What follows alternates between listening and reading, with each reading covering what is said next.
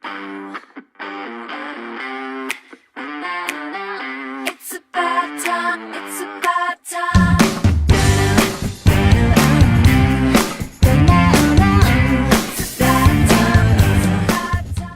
Well, hello and welcome to this week's vlog. I asked for your questions and I've got some fantastic ones, so I'm going to get onto those in just a minute. But first, I thought I'd give you a bit of an update about what's happening and where I am and what's going on. So yesterday was a really exciting day. I mean, properly exciting.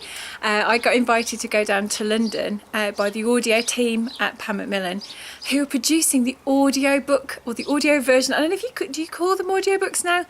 The audio version of Somewhere Beyond the Sea that's going to be released on the 14th of June, same day as the book. And I'm so excited because I have two fantastic actors who are reading the parts of Jack and Seren. The way that the book is written is that you get a chapter from Seren's point of view and then a chapter from Jack's point of view. And quite early on, the audio team came to me and said, we're going to have two actors doing it so that you have two voices. And I love that because as far as I'm concerned, it's practically a movie. So I'm very excited that there's, you know, that they're reading the words, but I've written it very much like monologues. So I'm just so excited to hear what they've done with it. And then to add to that, because I was already quite excited, they asked me to go down and go and record some author bits for it. So the acknowledgements, and there's also some sort of extras that I've done in the back of the book, of the paperback book, and we've read them out. So if you're listening to the audiobook, you get my guide to St Ives and you get my acknowledgements with me talking, and hopefully I wasn't too Black Country. I did try very hard. I do have a drama degree and I haven't used it for a long time, so I hope that I came across, you know, quite well spoken, but probably I was quite Black Country and squeaky, so if I was, sorry about that. But yeah, so I went down and I did that in a proper studio. It was nice to be in a studio and not be singing, because I'm used to going and doing session work in studios. I've done that for years, but actually going in and talking was quite scary. But I think I did all right. It wasn't too bad. So if you buy the audiobook, or if you get it through, if you've got a free trial with Audible, I know that they're offering it as well. If you get the audiobook, you can have a listen and see if you think I did a good job. Don't tell me if you think I didn't, because, you know, in my head I was amazing and I was Meryl Streep. So let's just see. So I have some lovely questions, and I had so many questions from you lovely lot when I asked for them last week that I've got enough for the next few vlogs. So if I don't answer your question today, don't worry, because there's going to be more coming. I'm trying to do one of these a week. I'm going to try and be good again. Don't hold me to it, but I'll try and do it if I can. So first question this week is from Zoe Wedden, who's at ZWedden on Instagram. Hi Zoe, thank you so much for your question. She is writing all kinds of different projects at the moment, and one thing that she said that she's having trouble with is finding time to write and sticking to writing time.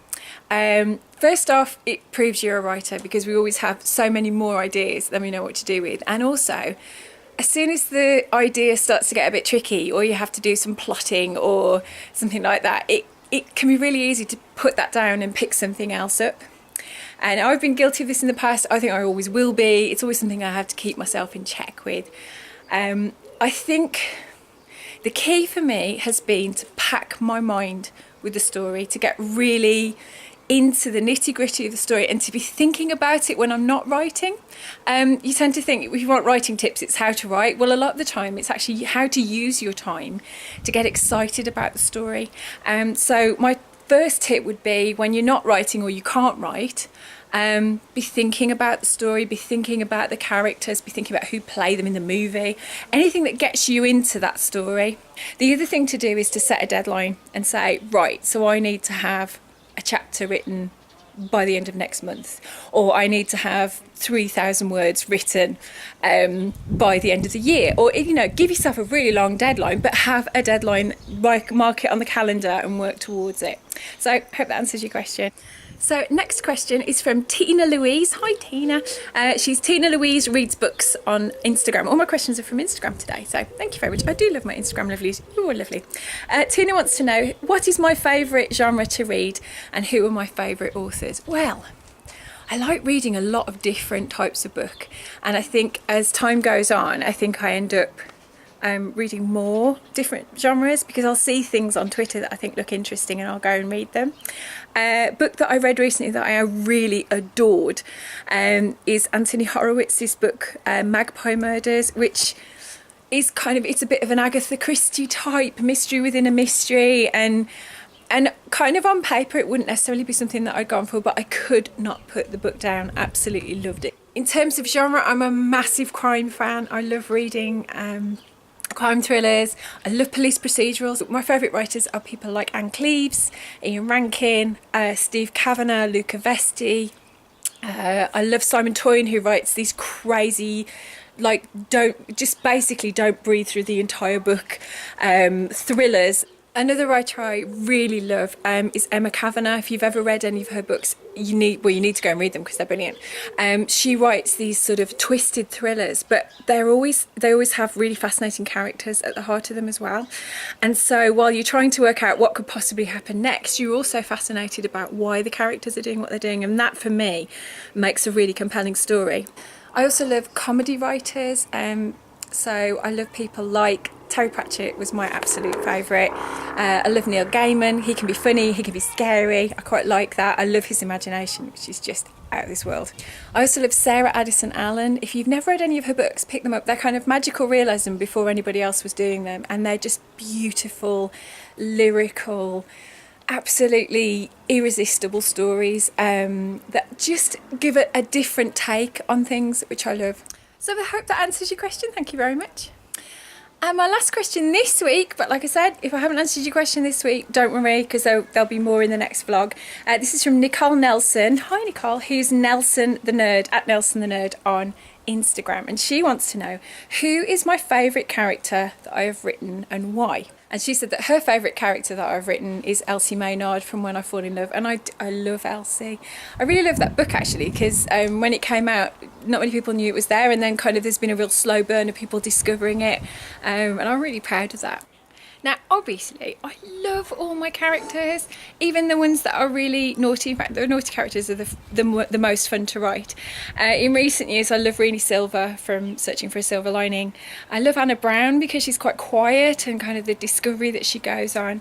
But right now, I am totally in love with Nessie Dixon, who is Jack Dixon's 7-year-old daughter from Somewhere Beyond the Sea. I'm telling you now, Nessie gets the best lines. Like her timing is incredible, and she has that 7-year-old thing of kind of taking over the world and just having such a sense of joy and fun and saying the thing that, you know, as an adult you'd never get away with but you'd really like to say. So right now Nessie's my favourite, but I would imagine when I start writing the next book there'll be something that I really love. I love the fact that readers have different favourites as well. So I hope that answers your question. So there you go, that's it for this week. Quite short and sweet. Do you have a question that you'd like to answer? Obviously, I've got some coming up in the next few vlogs, but there is always room for more. If you have a question, all you need to do is comment below this video. You can send me a message at Wordsmith on Twitter. I'm also at Wordsmith on Instagram, and all my Instagram lovelies, thank you very much for your questions. I'm Miranda Dickinson author on Facebook, or you can email me mirandawordy@gmail.com. So ask me your questions, lovelies, because I'd really like to know what you'd like to see in this vlog. And I think your questions make this vlog. So that's it for this week. Take care, and I'll see you soon. Bye.